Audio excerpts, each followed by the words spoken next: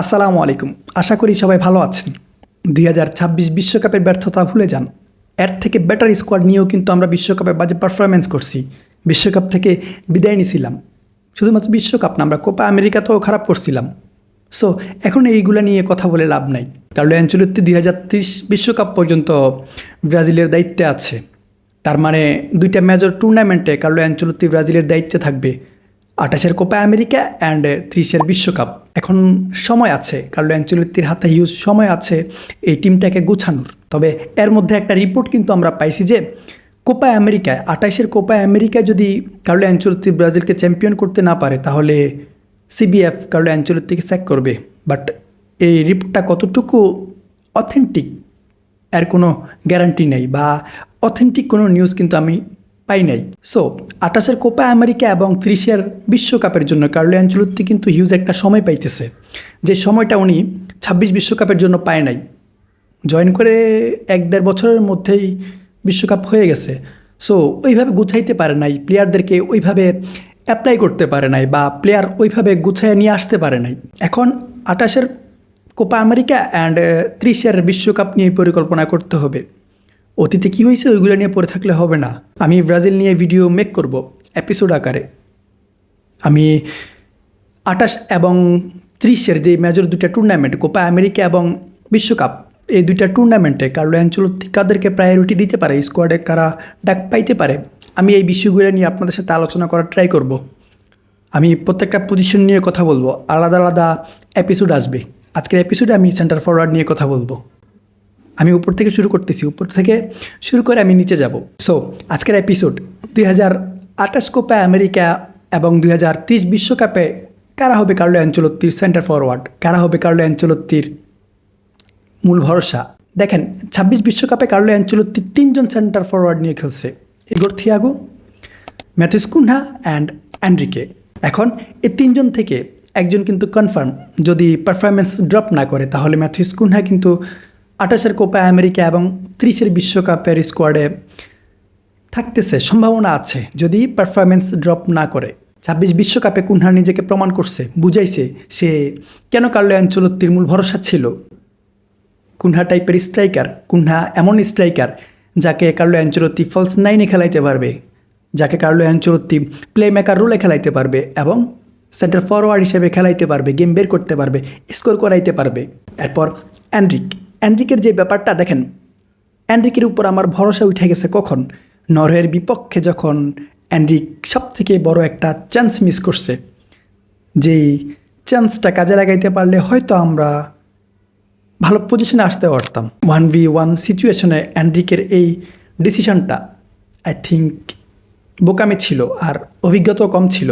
এসব ফিনিশিংয়ের জন্য অভিজ্ঞতার অবশ্যই প্রয়োজন থাকে। তবে এনরিক এমন প্লেয়ার ভাই, ম্যাচের রেজাল্ট যে কোনো সময় এনরিক ম্যাচের রেজাল্ট চেঞ্জ করতে পারে বা ম্যাচের রেজাল্ট চেঞ্জ করাইতে পারে।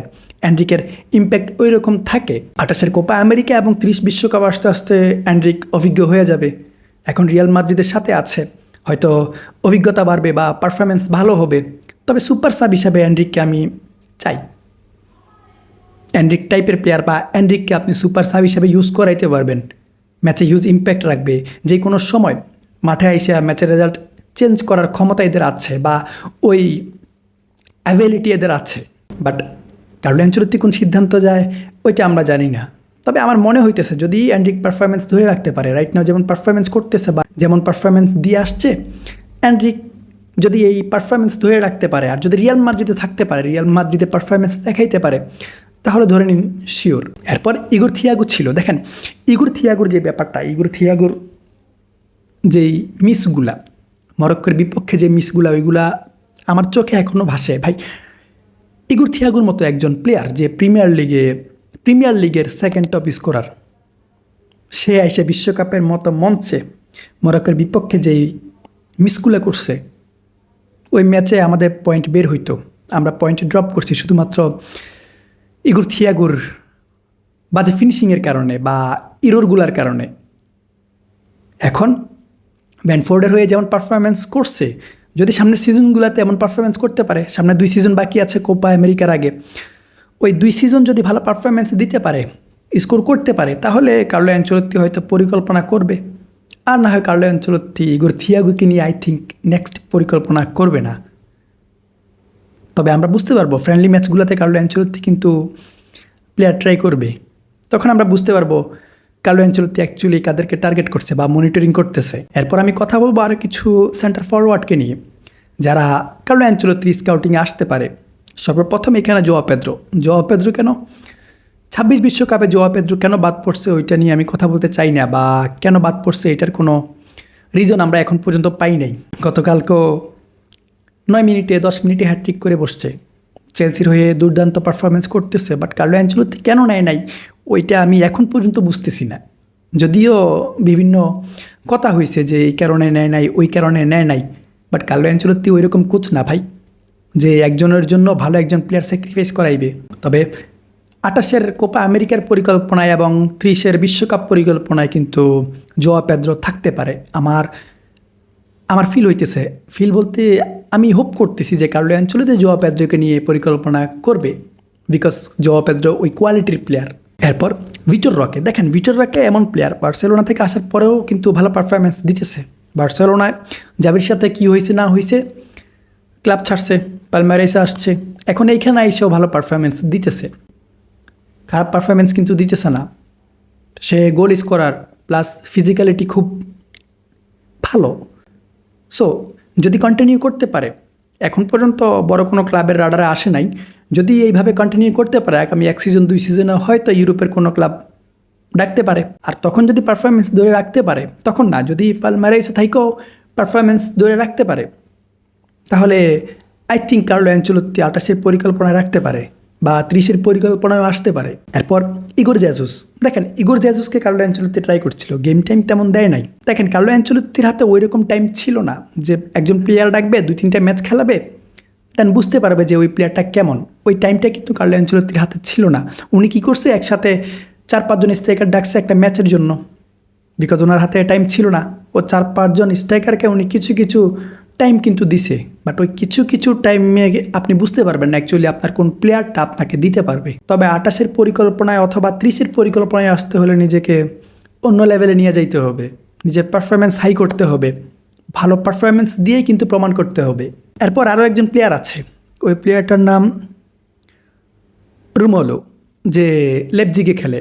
লাস্ট সিজন মোটামুটি পারফরমেন্স ছিল, 30 ম্যাচে 9 গোল 4 অ্যাসিস্ট করছে, যদিও আহামরিক কিছু না, বাট ওই যে কার্লো অ্যানচেলত্তি বক্সের player, box to box striker কম পছন্দ করে, এই ব্যাপারটায় হয়তো পিছিয়ে যাইতে পারে। বাট যদি গোল স্কোরার চায়, উনি যদি চায় যে আমার কাছে ইগোর থিয়াগো টাইপের যে স্ট্রাইকার, এমন প্লেয়ার চাইলে I think Carlo Ancelotti monitoring করতে পারে বা কার্লো অ্যানচেলত্তির রাডারে আসতে পারে। এরপর মার্কাস লিওনার্দো আল হিলালে ছিল, রাইট নাও আয়াক্সে আছে, আয়াক্সে জয়েন করছে।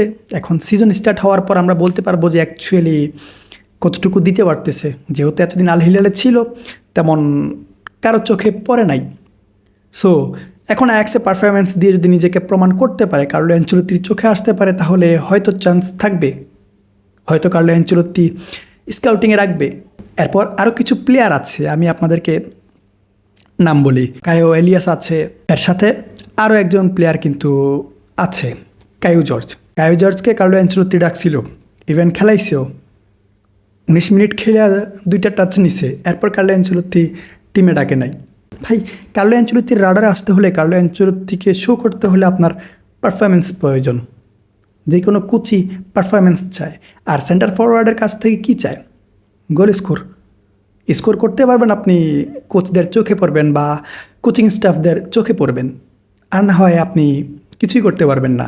তবে রাইট নাও যারা হাইপে আছে, তারা ভালো পারফরমেন্স যদি দিতে পারে 28 পর্যন্ত, আগামী 2 সিজন যদি ভালো পারফরমেন্স দিতে পারে, তাহলে 28-এর কোপা আমেরিকার পরিকল্পনা থাকতে পারে, বা কার্লো অ্যানচেলত্তির যে ফ্রেন্ডলি ম্যাচগুলো হবে ওই ম্যাচগুলোতে ডাক পাইতে পারে। এরপর কোপা আমেরিকার পর কিন্তু 30 বিশ্বকাপের পরিকল্পনা। এখন কার্লো অ্যানচেলত্তির পরিকল্পনা থাকবে কোপা আমেরিকা, 2 বছর সময় আছে। এই 2 বছরে যে 2টা সিজন হবে, ওই 2টা সিজনের উপর কার্লো অ্যানচেলত্তির কিন্তু নজর থাকবে। অ্যান্ড কার্লো অ্যানচেলত্তি এখন থেকেই নেমে গেছে, যেহেতু সিজন শুরু হইতেছে, কার্লো অ্যানচেলত্তি এখন থেকে ফোকাস করবে যে কোন প্লেয়ার কোথা থেকে তুলে নিয়ে আসা যায়, কোন প্লেয়ার ভালো পারফরমেন্স করতেছে, কোন প্লেয়ার ব্রাজিলের জন্য প্রয়োজন আছে। এখন যদি কোনো প্লেয়ার মিস হয় তাহলে আপনারা আমাকে জানাবেন যে এই প্লেয়ারটা মিস হয়েছে, ভালো পারফরমেন্স দিতেছে, আমি কথা বলার ট্রাই করব। নেক্সট এপিসোডে আমি উইঙ্গার নিয়ে কথা বলার ট্রাই করব। ধন্যবাদ সবাইকে।